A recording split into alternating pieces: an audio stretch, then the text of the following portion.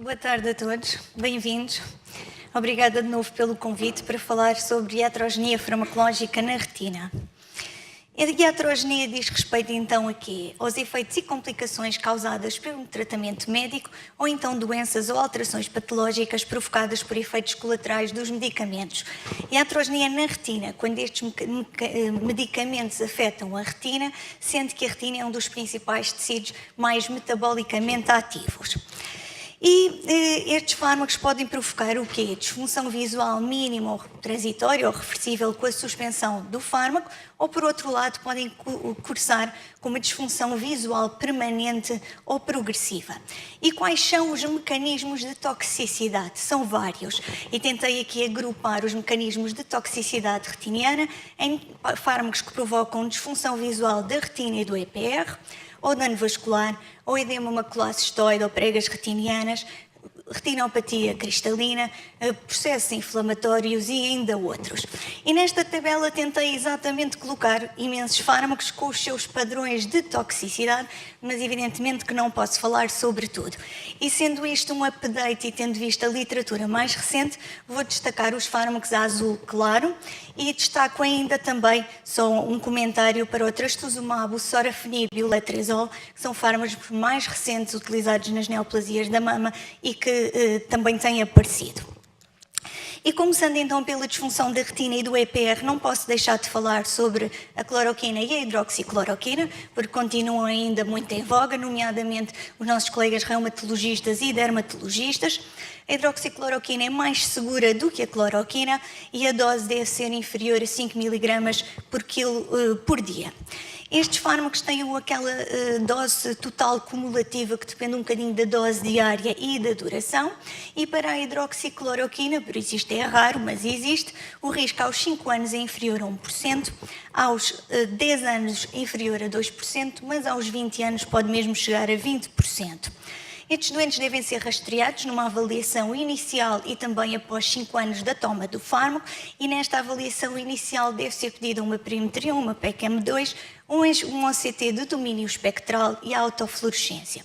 Aqueles exames que pedíamos anteriormente, como o RG multifocal, o EOG, a geografia ou visão cromática, não estão recomendados porque não têm sensibilidade suficiente.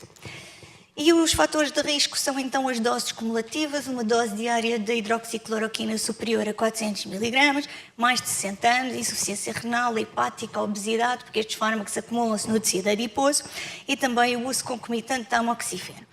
Mas depois, na prática clínica, é um bocadinho difícil saber se o doente está dentro da dose, está em superdosagem, como é que é. Então, uma aplicação, não sei se conhecem, que é a Dose Checker App. E esta aplicação tem as normas da Academia Americana de 2016, que usa o peso corporal real. E esta é uma aplicação gratuita.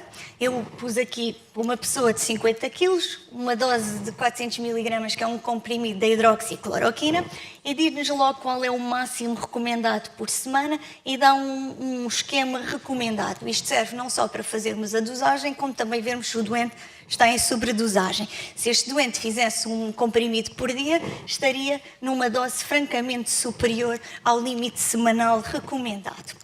E este é o aspecto que todos conhecem desta maculopatia em alvo, que é irreversível mesmo após a descontinuação do fármaco, e no OCT vemos estas alterações paracentrais da retina externa como sinais precoces. Também em voga neste tópico da disfunção da retina e do EPR são os inibidores MEK, agora fala-se mesmo numa MEK Inhibitor Associated Retinopathy, MECAR. Estes medicamentos são utilizados no melanoma metastático e dão quadros tipo CRCS. Consoante o fármaco, há maior ou menor risco de termos este tipo de situação. Os doentes devem ser monitorizados porque estes quadros, estes descolamentos, como vêem aqui, temos aqui vários, são todos reversíveis com a descontinuação terapêutica. E aqui só 2 artigos recentes, ambos de janeiro. Aqui à direita foi um senhor que se entusiasmou e tomou a caixa toda do sildenafil. Pronto, e isto realmente deu muitos escotomas no campo visual e toxicidade dos fotorreceptores, que depois foi irreversível, que foi sobredosagem.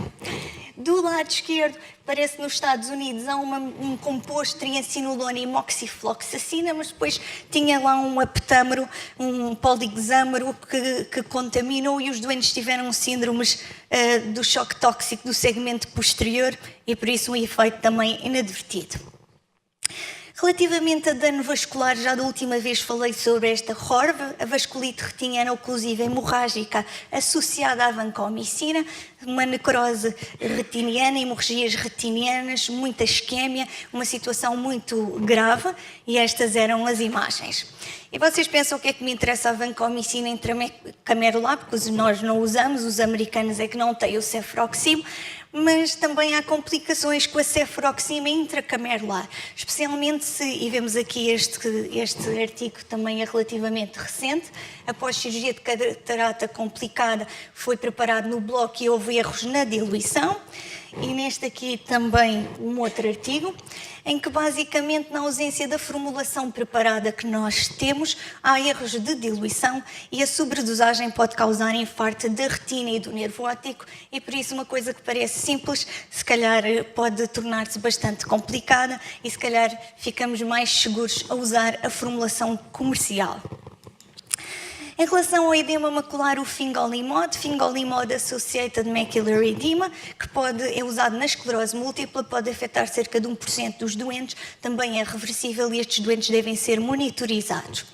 Também no subtópico do edema macular, as glitazonas, que são usadas para o tratamento do edema macular da diabetes, mas que paradoxalmente podem agravar o edema macular diabético, porque provocam retenção de líquidos entre 5% a 15% dos doentes e por isso ver se estes medicamentos contribuem também para esta situação. E, por fim, também dentro do tipo de toxicidade do edema macular, a retenção de pomada intraocular na sequência de cirurgia da catarata. Este foi um relato de caso também francamente recente. Eu, pessoalmente, não uso pomadas na altura da cirurgia da catarata, mas, se calhar, alguns usam. O que é facto é que ficou retida 33 meses e o doente tinha um grande edema macular até que se percebeu que havia lá uma substância estranha. E por isso o tempo é curto. Em conclusão, existem inúmeros fármacos disponíveis, trouxe os artigos assim mais recentes, a maioria são seguros e alguns causam disfunção retiniana que pode ser de ligeira até grave.